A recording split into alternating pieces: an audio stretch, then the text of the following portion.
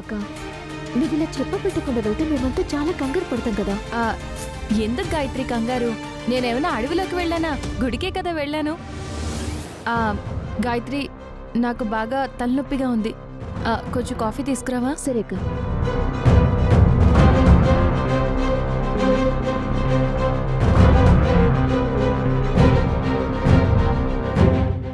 నేను వస్తున్నాను గాయత్రి.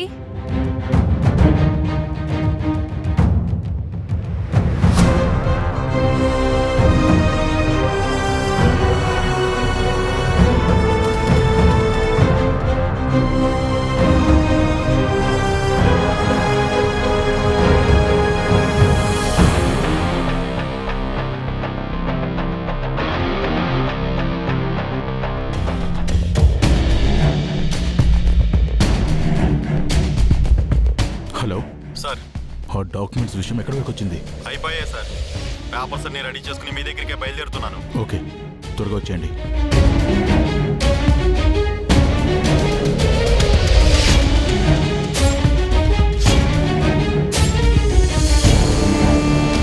బామ్మ, చెప్పు పని. నేను చెప్పాను కదా కొత్త ప్రాజెక్ట్ కోసం ఫండ్స్ ఆగిపోయాయని. ఆ బోర్డు మెంబర్స్ వస్తున్నారు.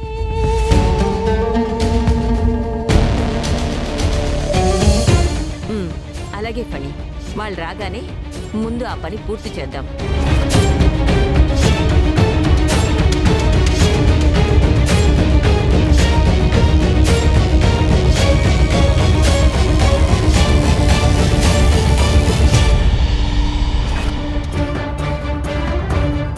లహరిని నందినికి అప్పగించేస్తాను.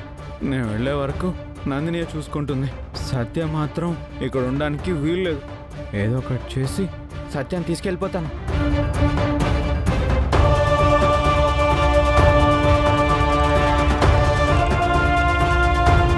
Hello sir, MD Tripura madam account నుంచి 25 లక్షలు విత్డ్రా అయ్యాయి సార్.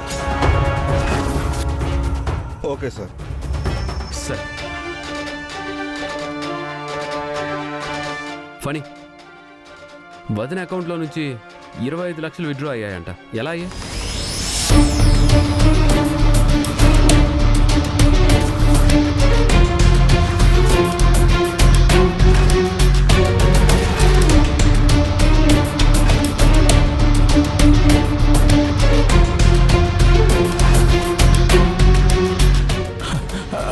అదా, అది ఎవ్రీ ఇయర్ మనం డొనేషన్ కింద 25 లక్ష ఆశ్రమాలకి వాటికి ఇస్తాం కదా నాన్న.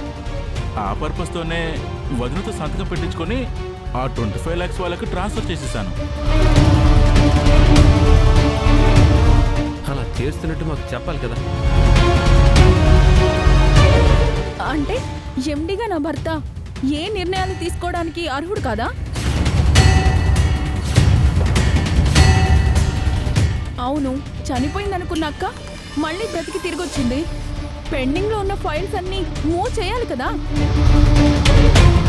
చూడు గురుజీ, చేసింది తప్పు అని అనట్లేదు, కానీ అందరికీ ఒక మాట చెప్పాలి కదా.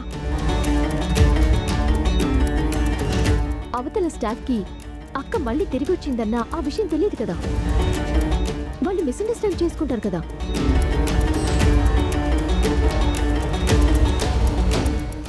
అసలు వీళ్ళ గొడవ ఏంటో అర్థం కావట్లేదు. తిరిగి నేను వచ్చానని సంతోషపడుతున్నారా, లేదా నేను పోలేదని బాధపడుతున్నారా? అసలు ఏంటో వీళ్ళ గోల. అసలు ఆ చెక్ మీద అక్క సంతకం ఎలా పెట్టింది? అక్కకేం గుర్తులేదు కదా. పైగా పని వాళ్ళు అడిగితే అసలు చేయదు.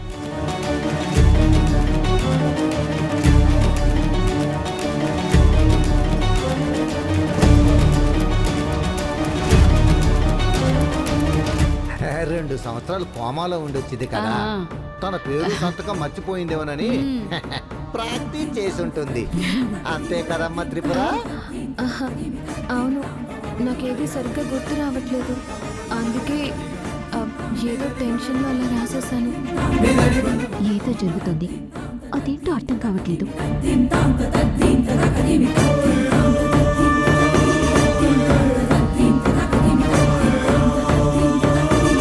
అక్క, ఒకసారి లేరా?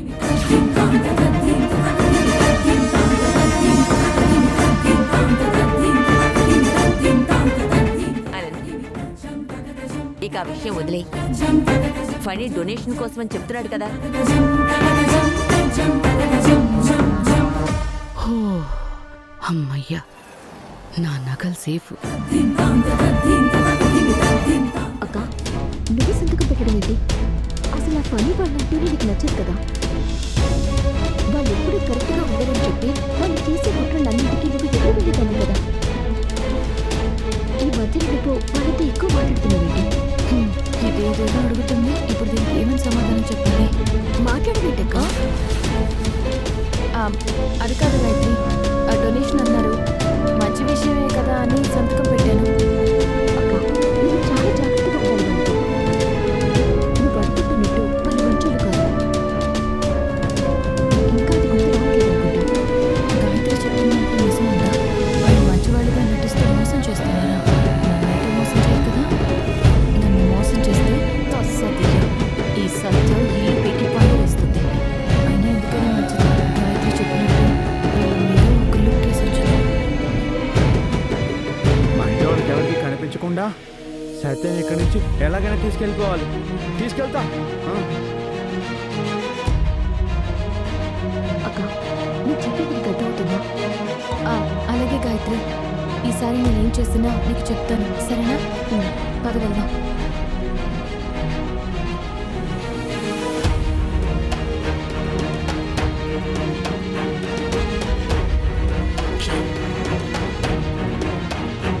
ఆ 25 లక్షల చెక్కు గురించి ఇంట్లో ఎవరికి తెలియకముందే ఆస్తి మొత్తం లాగేద్దామనుకున్నాను.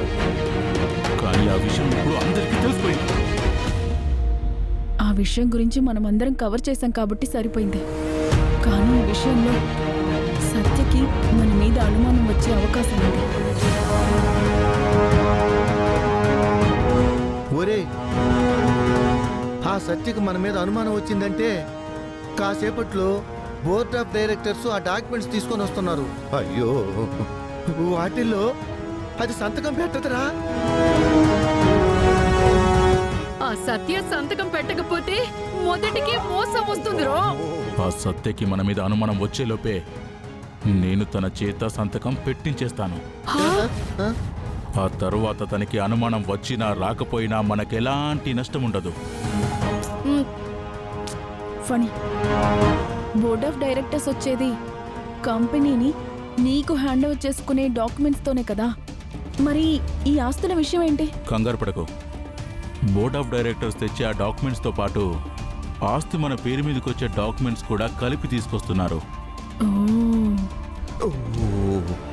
ఆ సత్యకి చదువు రాదు కాబట్టి తను గుడ్డిగా సంతకం పెట్టేస్తే ఈ ఆస్తి బిజినెస్లు అన్నీ మన సొంతం అవుతాయి. అప్పుడు మనకి తిరుగుండదు. మనం ఎవ్వరికీ సమాధానం చెప్పనక్కర్లేదు.